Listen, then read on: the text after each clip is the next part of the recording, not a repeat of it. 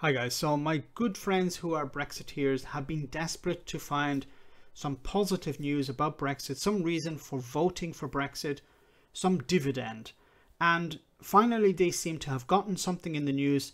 There was a report about Cadbury's chocolate moving production from the EU back to the UK. Now if you dig a little bit deeper you'll understand that, well, Cadbury's had actually originally moved the production from the UK to the EU at the cost of a number of jobs. But they are returning the production to the UK and not hiring any new people. So is that a Brexit dividend? I don't know. But I want to show you this story about New Zealand lamb. It says here, Brexit red tape makes it easier for EU nations to import lamb from New Zealand than Wales. Now, why is this the case? Well, the reason being is that because the European Union and New Zealand have mutually recognized veterinary procedures, it means that there are fewer checks necessary to be carried out.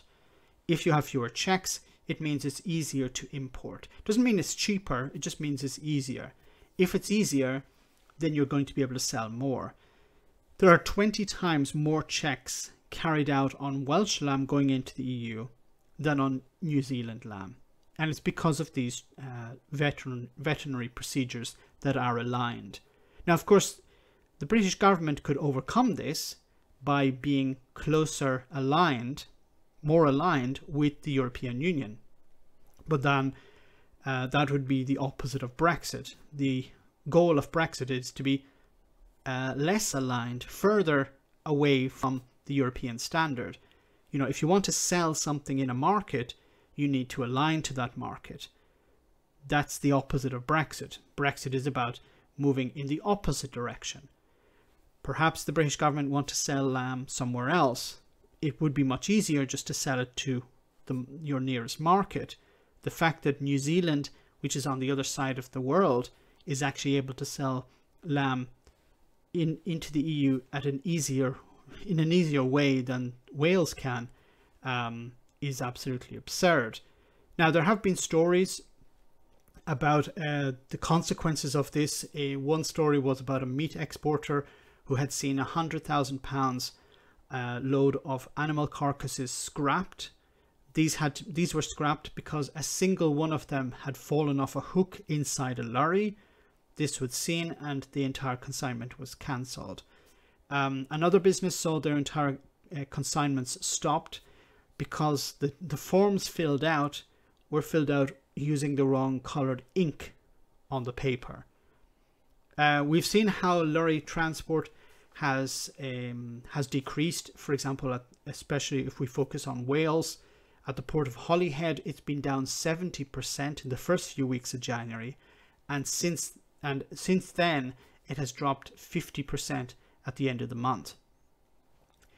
As UK exporters give up en routes to the Republic of Ireland, so you're seeing the opposite happen on the other side. Well, something similar, I should say. Irish companies are now sending trucks directly to France and Belgium instead of actually using Britain as a land bridge. In some positive news, if we can view this as positive, this information was presented to the House of Commons and the Welsh Affairs Committee last week. But whether Boris Johnson and the government will actually do anything about it remains to be seen. As I said, if you want to sell into a market, you have to align with that market. Trying to sell when you're not aligned is just going to create extra problems. The UK could align with the European Union when it comes to these veterinary procedures, and it would make it easier for the Welsh farmers. But I don't think that's the goal of Brexit. The goal of Brexit is to be as far away as possible from the European Union, which doesn't make any sense, but then, as we know, Brexit doesn't make any sense. It's ironic that Wales voted for Brexit, and Wales is probably the single most country in the United Kingdom, with perhaps the exception of Northern Ireland, which is going to suffer the most due to Brexit. We've seen the disruption at Holyhead, the reduction of transport, and then this industry as well, which is hugely important to the Welsh exchequer, the export of lamb. If this is going to be disrupted, it's going to cost the country a lot of money. The Welsh people voted for Brexit. I know there has been a complete turnaround since then, and this is going to reinforce the idea, I hope, that Brexit was a mistake. But we will have to wait and see. Let me know in the comment section, guys, what you think. As always, your comments are greatly appreciated. Thanks a lot.